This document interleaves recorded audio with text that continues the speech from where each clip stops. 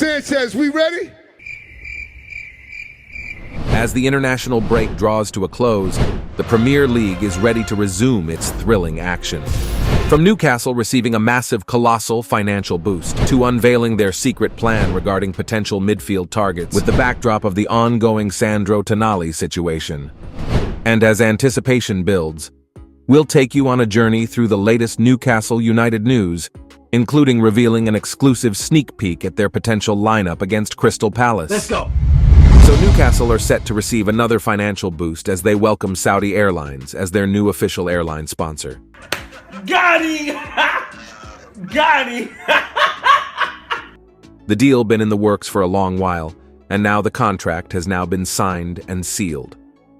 An announcement is due shortly, according to Joel Bland, as the club once again plays catch-up on the commercial side. Oh, wow! Oh, wow! Then moving on, Newcastle United are taking HMRC to court.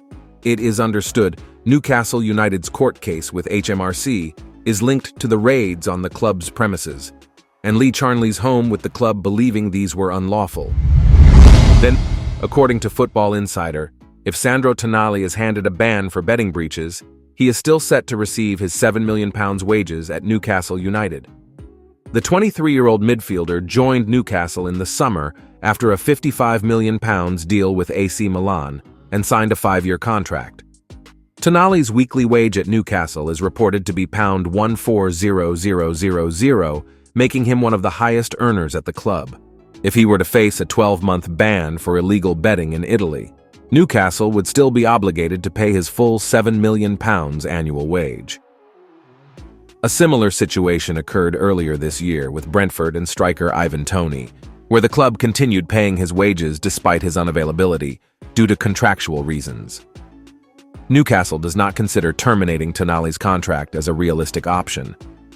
While Tonali is currently available to play for Newcastle in the Premier League, the Daily Mail reports that any potential punishment he may face could be announced as early as next week. Therefore, even if Tonali is unable to play for an entire year, his wages would still contribute to Newcastle's wage bill during that period. Then, according to recent reports, Newcastle United is considering several midfielders as potential loan targets in the upcoming January transfer window. With Sandro Tonali facing a lengthy ban, the club is exploring options to bolster their midfield. One player mentioned is Ruben Neves from Al Hilal.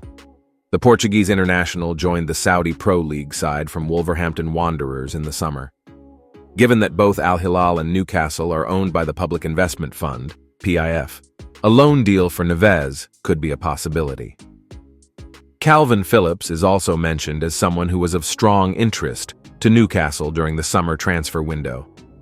However, he opted to stay at Manchester City United to compete for his place under manager Pep Guardiola.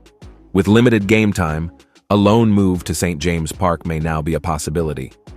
Scott McTominay, a player Newcastle reportedly shortlisted in the summer, is also mentioned. However, it remains to be seen if Manchester United would be willing to strengthen a top-4 rival by allowing McTominay to go on loan. The preference for Newcastle seems to be loan moves, but the report suggests that funds could be made available due to Tonali's expected ban, which is anticipated to last at least 12 months. While the situation is not ideal for new manager Eddie Howe, loan moves for Neves, Phillips, or McTominay could provide short-term solutions for the club during the winter transfer window. I could see that as a very real possibility. Eddie Howe at the moment has swiftly ruled himself out of the running to become the next England manager, despite the Football Association putting him on a short list of potential candidates to replace Gareth Southgate. While Garang Kuol has won the goal of the month for FC Volendam with his first goal of the club. Are you sure about that? While Newcastle United has appointed Dr. Ian Mitchell as head of psychology. Then, as we head back into Premier League football, let's recap where we are.